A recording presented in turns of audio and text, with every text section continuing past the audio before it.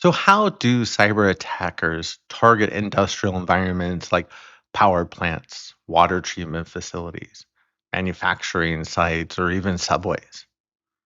One way is to target the main control system that's responsible for monitoring and controlling what's going on inside these environments. That's called the PLC or the Programmable Logic Controller. And so that's what we're going to look at in this video and how to target those PLCs because they run older unsecure protocols like Modbus. We'll talk about what makes them unsecure. Before we jump in, though, I do want to say special thanks to our friends at Macrium Software who have actually taken the time to put together a best practices guide around backup and recovery. Because it doesn't matter if you're in IT or you're in OT, right? Your number one security control is your backups. And if you're not doing backups right, then you're setting yourself up for failure. So Macrium's put together this really great, I wouldn't be here talking about it, best practices guide, which just acts as a set of checklists to help you through setting up your backup and recovery program to make sure you have all of the T's crossed and the I's dotted. So definitely be sure to check it out in the link in the video description. So if you're not familiar what a programmable logic controller or PLC is, or it's the most commonly used type of control system that we have in an environment, whether it's a power plant or manufacturing facility or subway. The idea is that the PLC is responsible for monitoring what's going on in the environment, and it does that by bringing in data through physical connections called inputs. And that's where we bring in data from different types of sensors. So if I want to know how warm it is, right, in a room, right, we have a thermostat that does that. And then if you think of that thermostat example, maybe in your home or your office, that if the room gets too warm, we have to send a signal to the air conditioner unit to turn on its motor to be able to generate cooler air to push it into the room to lower the temperature. That's how a PLC operates.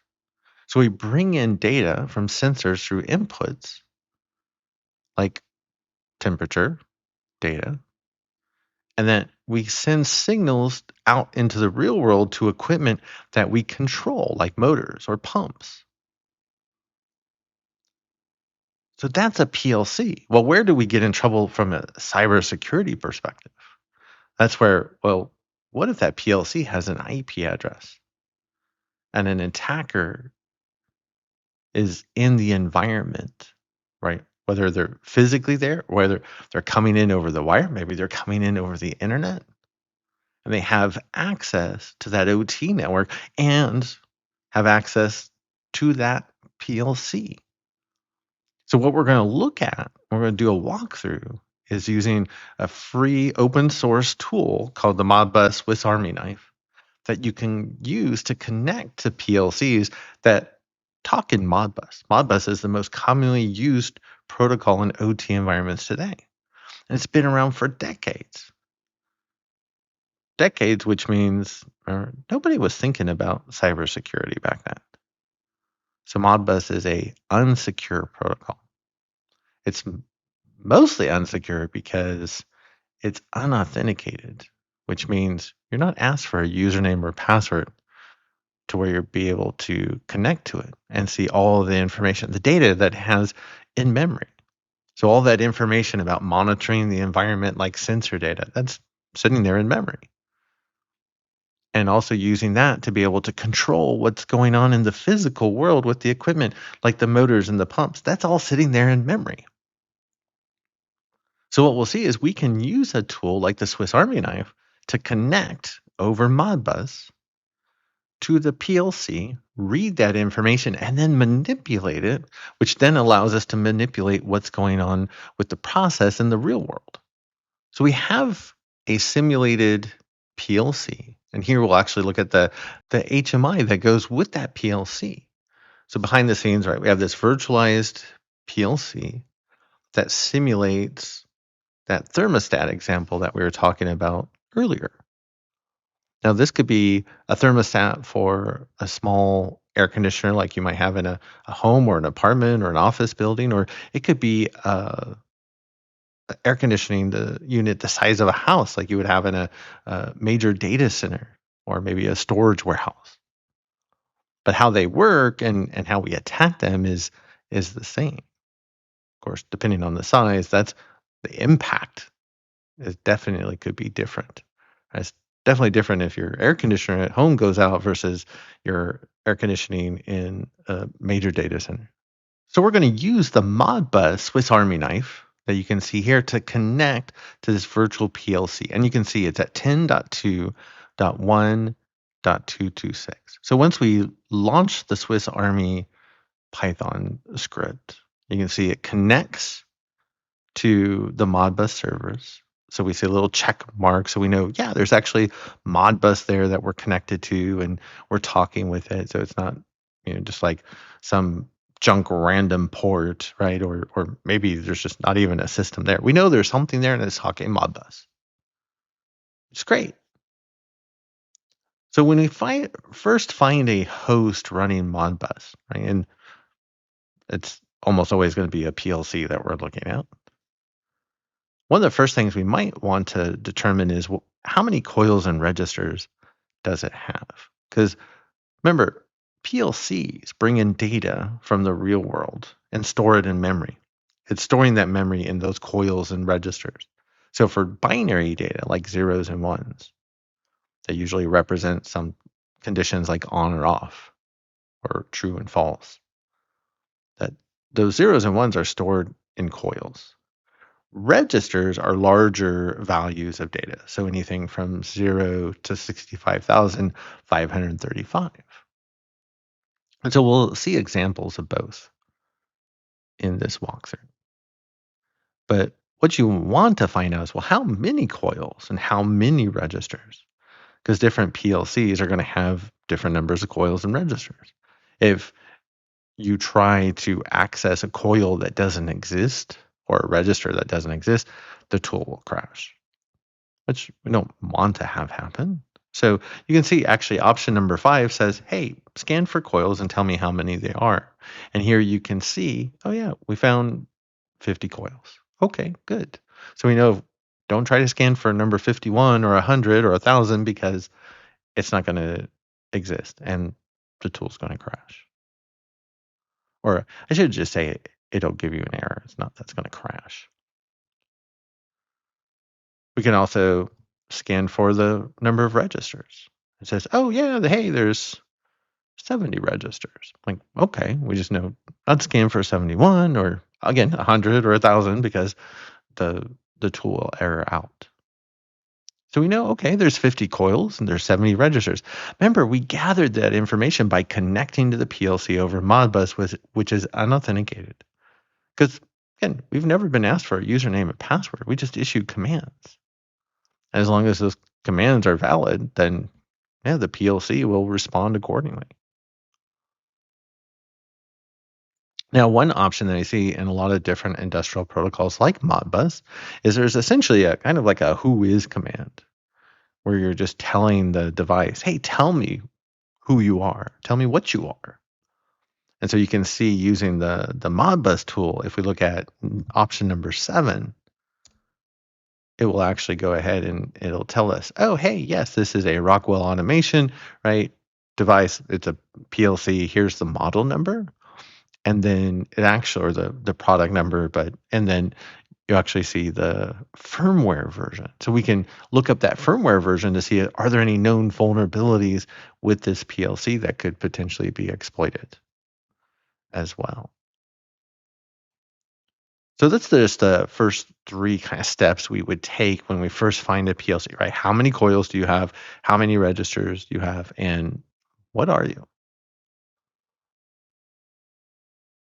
Now, the next thing we want to start doing is understanding the process and the environment that's being controlled by the PLC. Now, fortunately, in this case, we can actually see the HMI, right? This GUI that shows us what's going on. And we can look at this GUI and say, oh yeah, this is for an air conditioner, right? It says AC, right? AC unit. And then we see temperature in Fahrenheit. And we see the set point, right? The desired temperature we want the room to be is set to 72 degrees. And then you can see the current temperature in the room fluctuates between 74 and 75 degrees. So in that case, right, the room is warmer than we want it to be. And we told the thermostat, the set point is set to 72 degrees. We want the room to be no warmer than 72 degrees. So since the room is warmer, right, the thermostat's programmed to make sure if the room's warmer than the set point, make sure the air conditioner is running. And guess what? The air conditioner is running.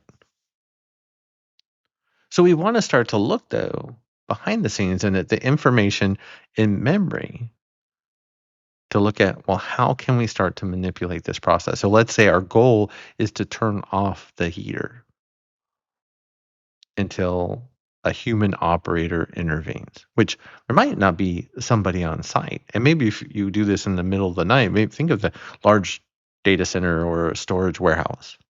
They might not notice until the next morning. And that might be too late where you're having heater servers overheat, or maybe you're losing product, maybe product spoiling because the temperature in your storage warehouse got too warm.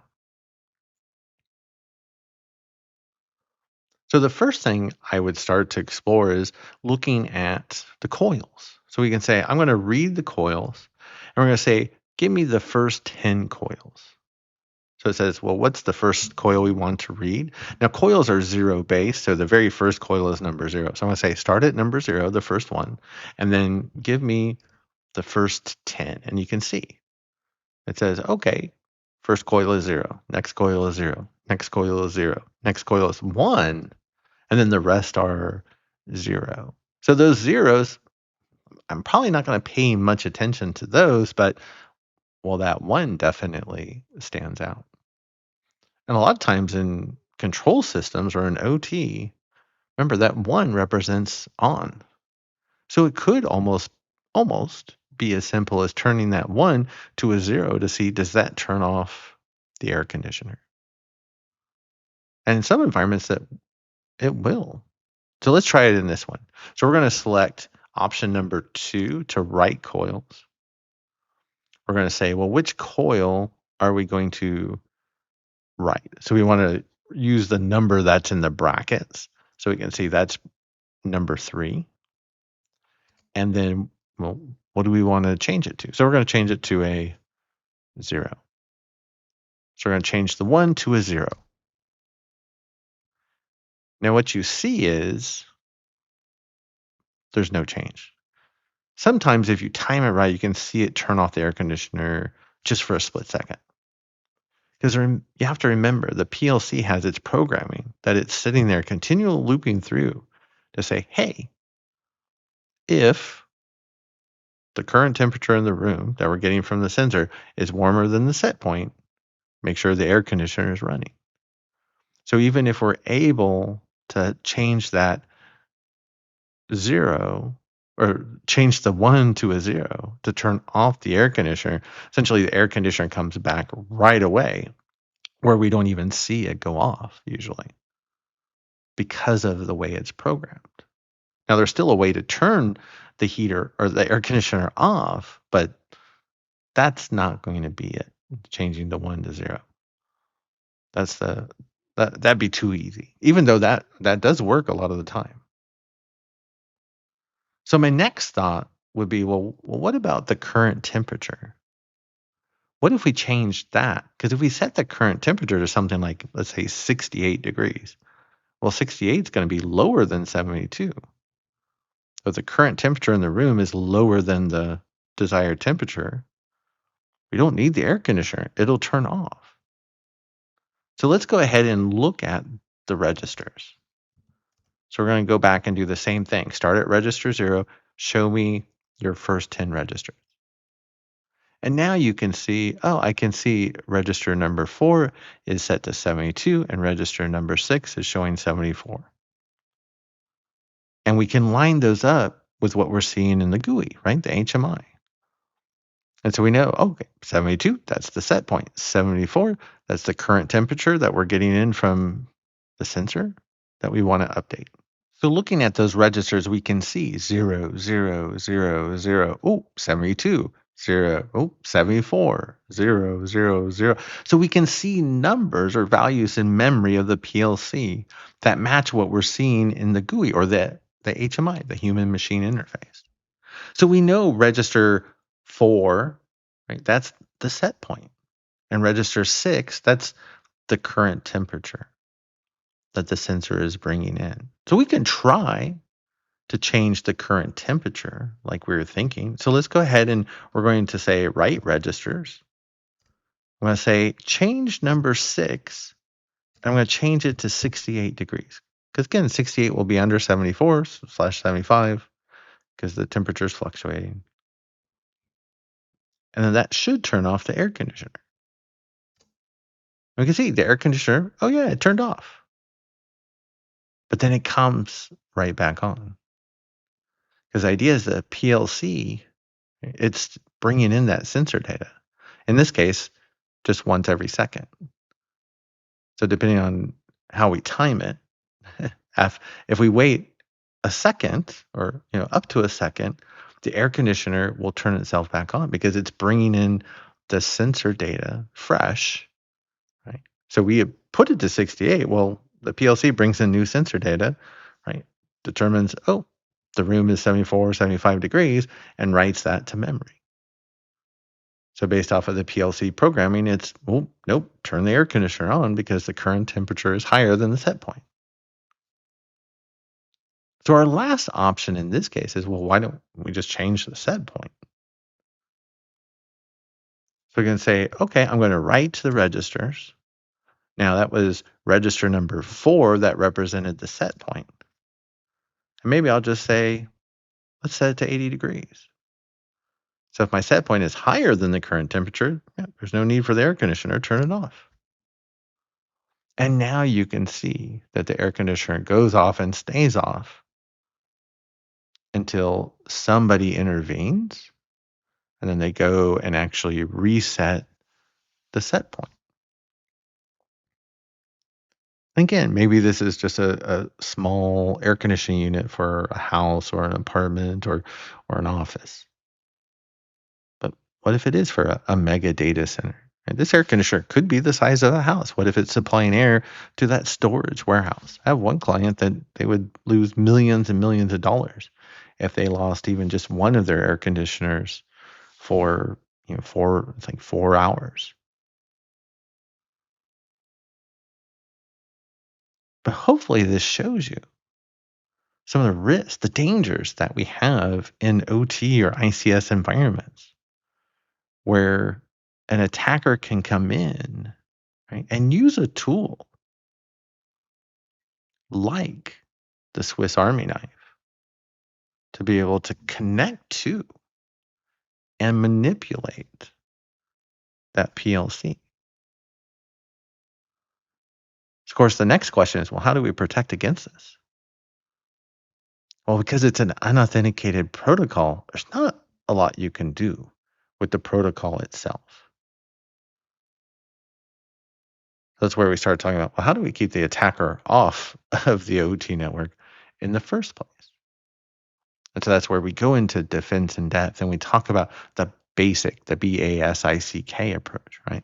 Backup and recovery, asset management, secure network architecture, incident response planning, continuous vulnerability management. And check out my other videos that can help you with those to understand all of the different cybersecurity controls that we can apply in OT environments, just like we would in IT to keep an attacker out. But then we also have to make sure we're doing things like network security monitoring to catch when an attacker does get in the environment. So thank you for watching. Please consider liking the video, subscribing to the channel, and special shout out to our friends over at Macrium Software for sponsoring the video. But thank you again for watching, and I'll see you in the next one.